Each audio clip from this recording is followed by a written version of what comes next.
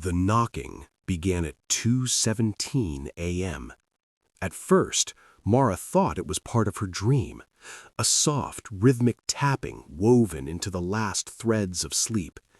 But when it came again, louder and deliberate, her eyes snapped open. The digital clock glowed red beside her bed, 2:17. The room was still, too still. Knock, knock, knock. It wasn't on the front door. It was coming from inside the apartment. Mara held her breath and listened. The sound drifted from the hallway, slow and patient, as though whoever or whatever was knocking knew she was awake. She slid her feet onto the cold floor and reached for her phone. No signal. The screen flickered, then went black. Another knock echoed, closer now. "Mara," a voice whispered. Her blood turned to ice. The voice was her mother's. That was impossible. Her mother had died 3 years ago, buried under 6 feet of frozen earth.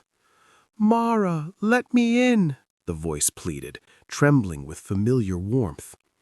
She backed toward the bedroom door, heart pounding so loudly she feared it would give her away. The hallway light flicked on by itself, casting long shadows that stretched unnaturally across the walls. Standing at the end of the hallway was a door that hadn't been there before. It was old, rotting wood, peeling paint, and deep scratch marks carved into its surface as if something had tried desperately to escape. The knocking now came from that door. "Mara," the voice sobbed, "it's so dark in here." Her hand shook as she reached for the doorknob. Every instinct screamed at her to run, but grief is a powerful thing. The door felt warm, alive. The moment she opened it, the smell hit her, damp soil and decay. Inside was not a room, but a narrow staircase spiraling downward into darkness. The knocking stopped. "Mom?" she whispered. The voice came from below, clearer now. "You left me alone." Suddenly, hands burst from the walls, gray, dirt-caked fingers grasping at her arms, her hair, her throat. Faces emerged from the darkness, pale, hollow-eyed versions of people she recognized, neighbors, friends, people she had ignored, forgotten, or failed. They all spoke at once. "You heard us. You knew. You didn't open the door."